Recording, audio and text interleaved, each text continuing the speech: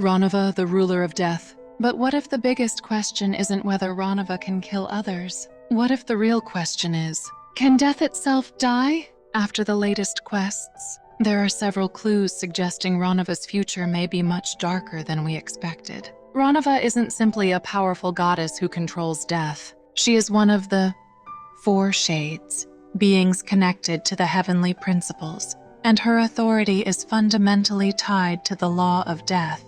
We've already seen how terrifying that authority can be. Ronova can enforce the boundary between life and death, and in Natlan, her power was directly involved in the ancient contract surrounding Mavuika and the Night Kingdom.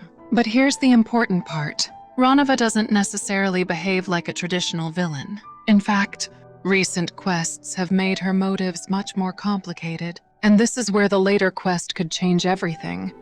The story may reveal that Ronova was never simply trying to kill people. She was enforcing a rule. Death in Teyvat appears to be connected to a much larger system, one involving souls, ley lines, and the laws established by Celestia. And if that system starts breaking, Ronova herself could become a problem for the heavenly principles. Why? Because Ronova has already shown that she is willing to interfere with the established order when she believes it is necessary. That means the conflict may eventually stop being Traveler versus Ronova and become Ronova versus Celestia. So will Ronova actually die? My theory is, probably not in the conventional sense. Think about it. If Ronova represents or governs an aspect as fundamental as death, simply killing her would create a massive lore problem. Who would inherit her authority? What happens to the laws of death? And more importantly, if Ronova herself dies, could that actually cause death to stop functioning normally in Teyvat? That would be far more catastrophic than simply losing another powerful character. So I think there are three possibilities. Number one, Ronova gets sealed. Her physical form could disappear while her authority remains. Number two, Ronova loses her authority. This is even more interesting.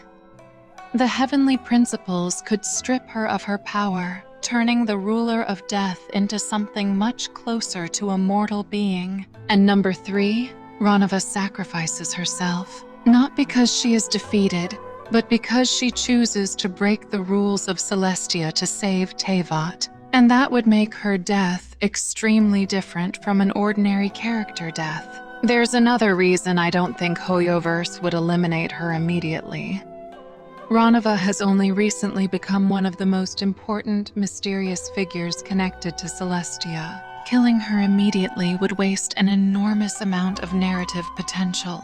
A much more likely direction is that her true purpose is revealed first, and only then does she face the consequences. Current fan theories similarly lean toward Ronova being sealed, depowered, or otherwise removed from action rather than simply killed, although none of those outcomes is confirmed.